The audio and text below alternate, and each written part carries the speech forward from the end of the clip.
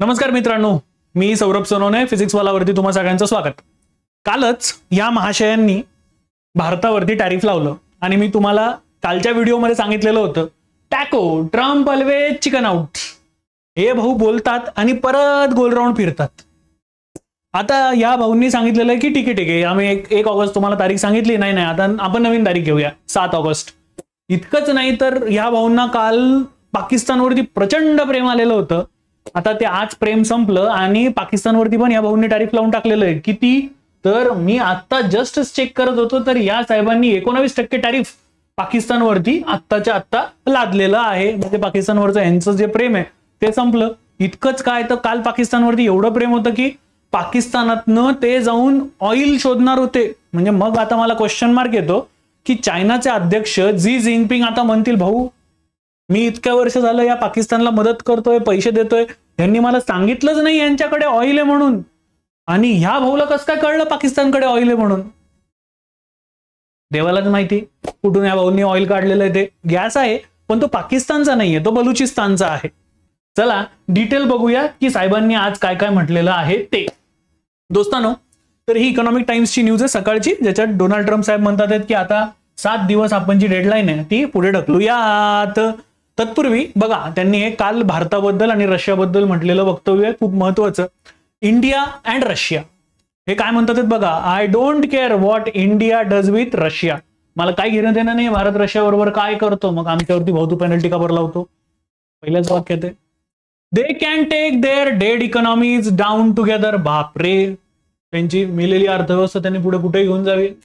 मी मित्रांनो आज डिस्कस करणार आहे भारत 2014ला 10वी मोठी अर्थव्यवस्था होता, आज 2025ला भारत हा 4थ्या नंबर पर्यंत पोहोचलेला आहे आणि या वर्षाच्या शेवटपर्यंत आपण 3 नंबर पर्यंत जातोय। आणि हे साहेब म्हणतात डेड इकॉनॉमी, म्हणजे मला अजूनही समजत नाही की यांचं हे एवढं जे नॉलेज आहे ते येतं कुठनं। पुढे जात ते काय म्हणतात बघा, down together for all I care, we have done very little business with India. मला आता कळतच नाहीये हे म्हणतात व्हेरी लिटल बिझनेस। जर एवढा कमी बिझनेस आहे भारताबरोबर तर मग गेली 7 दिवसांपासून तुम्ही म्हणतात की आम्ही भारताबरोबरचं जे ट्रेड आहे ते ऑलमोस्ट फायनल करत आलेलो आहे, ऑलमोस्ट फायनल करत आलेलो आहे। बघा ट्रम्प हे नेहमी बुली करत असतात, धमकवत असतात। तुम्ही माझ्याबरोबर ट्रेड करणार आहेत की नाही सांगा, नाही करणार असाल तर बघा मी तुमच्याबरोबर असं करतो, मी तुमच्याबरोबर तसं करतो। दोस्तांना एक नीट लक्षात घ्या, ट्रम्पची ही भूमिका असते, ज्या देशाबरोबर तो ट्रेड करायला जात असतो त्या देशाला तो घाबरवतो, धमकावतो की तुम्ही माझ्याबरोबर जर व्यवस्थित ट्रेड करणार नसाल आणि माझ्या अग्रीमेंटवरती तयार होणार नसाल तर मी बघा तुमच्याबरोबर हे असं असं करू शकतो। मित्रांनो बघा आता पुढे ते काय म्हणतात, we have done very little business, there tariffs are too high. त्यांचे तुम्ही म्हणजे भारत जे अमेरिकेबरोबर करार करत असताना टॅरिफ लावतो ते टॅरिफ्स खूप जास्त आहे असं त्यांचं मत आहे। Likewise Russia and USA do almost no business together. Russia आणि अमेरिका एकमेकांबरोबर बिझनेस करत नाही। लेट्स कीप इट अवे, त्याला बाजूला ठेवूया। मेदवेदेव त्याला failed former president of Russia म्हटलेले बरं का रे, who thinks he is still president to watch his words, he is entering very dangerous territory. मग आता परत एकदा रशियाला धमकावण्याचं काम जे ते इथे या साहेबांनी केलेलं आहे। मित्रांनो बघा हे जे त्यांचे वर्ड्स आहेत, जेव्हा जेव्हा ट्रम्प हे असले काहीतरी उद्योग करत असतात ना तेव्हा समजून घ्यायचं की ट्रेड टॉक्स चाललेले आहेत आणि ट्रेड टॉक्स त्यांच्या मनानं चाललेले नाहीये। देश काही बोलायला लागला की तो त्या देशांना ते भडकवायचं काम करतात। त्यांनी व्लादिमीर झेलेन्स्की जे युक्रेनचे हेड आहेत त्यांच्या बरोबर पण असंच केलं। त्यांना आधी त्यांच्या ओव्हल ऑफिसमध्ये बोलवलं, धमकावलं, इनफॅक्ट प्रेसच्या समोर सुद्धा त्यांना बुली केलं आणि नंतर मग काय मदत करतो तुम्हाला आम्ही, पैसे द्या। बघा अमेरिका कधीच कोणाचा मित्र ठरलेला नाहीये, हे त्यांनी नेहमी सिद्ध केलेलं आहे। अफगाणिस्तानमध्ये सुद्धा त्यांनी तसंच केलं आणि India is my friend, India is my friend हे म्हटल्यानंतर सुद्धा भारताबरोबर त्यांचं काय वागणं आहे हे आपण इथे बघू शकतो आहे।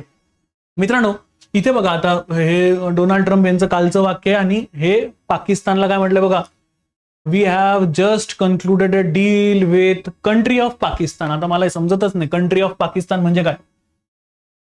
कंट्री ऑफ पाकिस्तान या शब्दाचा अर्थ काय, वरती बघा ते जेव्हा कोरियाबद्दल बोललेले आहेत तेव्हा साऊथ कोरियाला बरोबर साऊथ कोरिया म्हटलंय बरं का रे, पण इथे पाकिस्तानला कंट्री ऑफ पाकिस्तान म्हटलेलं आहे। कुठनं आलं बाबा हे कंट्री ऑफ पाकिस्तान हा शब्द, कोणाला उद्देशून ते म्हणतात मला तेच कळलेलं नाहीये।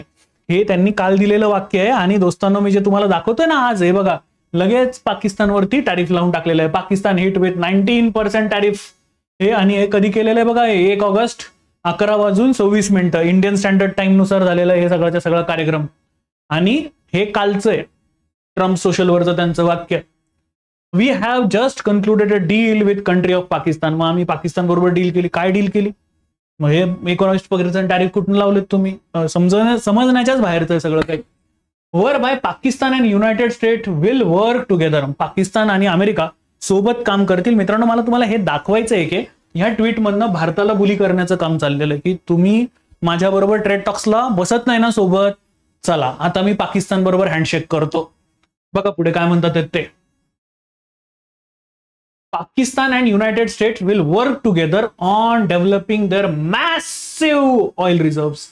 आता मला हे समजत नाहीये, पाकिस्तान बरोबर ते डील करणार आहेत आणि मॅसिव्ह ऑइल रिझर्व सापडवणार आहे. अरे मग जर पाकिस्तानकडे मॅसिव्ह ऑइल रिझर्व्ह आहे, मग ते जगभर भिका मागत का बरं हिंडतात? IMF कडनं लोन घे, चायनाकडनं लोन घे, UAE कडनं लोन घे, कतारकडनं लोन घे. अरे बाबा काय चाललंय काय?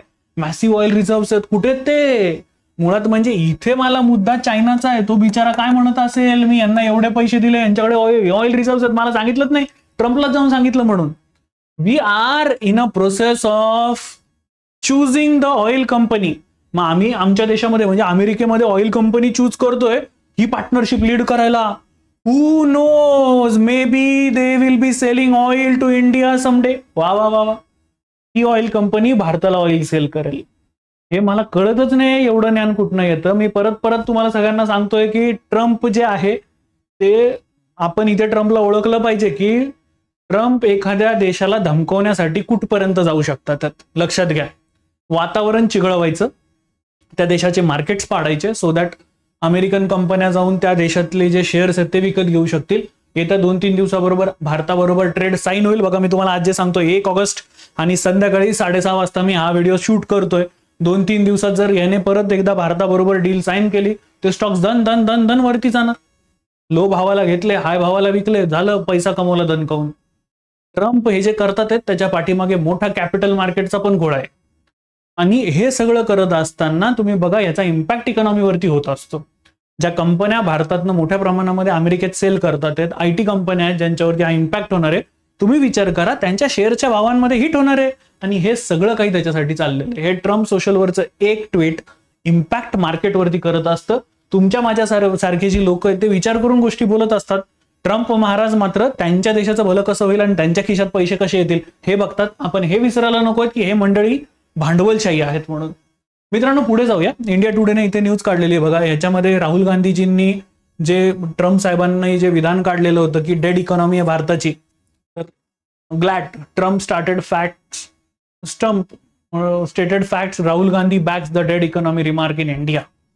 आदरणीय राहुल गांधी साहेबांनी इथे जे ट्रम्प साहेबांचं विधान आहे त्याला होकार दिलेला आहे की हो इंडियाची इकॉनॉमी डेड आहे. पण आता तुम्ही मी अभ्यास करतो, आपण आपली मतं अशा पद्धतीत नको मांडायला. आपल्या विषयावरती अभ्यास पाहिजे. बेसिकली भारत हा 14 नंबरवरनं भारत हा आज माफ करा 10 नंबरवरनं भारत हा आज 4 नंबरवरती आलेला आहे. आणि आपण म्हणतोय की येत्या वर्षभरामध्ये येत्या 6 महिन्यामध्ये आपण जापानला पाठीमागे टाकू आणि आपण 3 नंबरपर्यंत पोहोचूया. भारत फेल्ड स्टेट किंवा डेड इकॉनॉमी किंवा असं काही आहे का? नाही. भारत 4थ्या नंबरची अर्थव्यवस्था आहे आणि त्यासाठी भारतीय अर्थव्यवस्थेला समजून घेणं खूप जास्त गरजेचं आहे. दोस्तांनो भारत या 4थ्या नंबरपर्यंत कसं काय पोहोचला याच्यासाठीचे फॅक्ट्स तुम्हाला मला अभ्यासासाठी खूप महत्वाचे आहे. सर्वात पहिली आणि महत्वाची गोष्ट मित्रांनो, ग्रॉस डोमेस्टिक प्रोडक्ट GDP मध्ये आजही आपण विश्वात टॉप करतोय. हे ट्रम्प साहेबांनी एवढं सगळं केलं तरी भारतीय अर्थव्यवस्था 6% नेच वाढते आहे. हे खूप जास्त महत्वाचं आहे. 6% नेच वाढतीये भारतीय अर्थव्यवस्था. बाकीच्या देशांच्या अर्थव्यवस्था बघा, युरोपमध्ये तर वाईट हालत आहे. युरोपमध्ये ऍव्हरेज 2-3% ग्रोथ रेट दिसतोय आता. बाकी अमेरिकेमध्ये जे त्यांचं लास्ट क्वार्टर होतं ज्याच्यामध्ये त्यांनी जानेवारीपासून ते मार्च पर्यंत त्यांच्या अर्थव्यवस्थेचं मापन केलं तेव्हा ते निगेटिव्ह मध्ये होतं. हे आलेले ऑफिशियल आकडे तुम्ही जाऊन चेक करू शकतात. आता जर परत एकदा एप्रिल पासून एप्रिल, मे आणि जूनचे ऑफिशियल आकडे परत एकदा निगेटिव्ह मध्ये दिसले तर त्यांच्या देशात रिसेशन आहे हे सिद्ध होईल.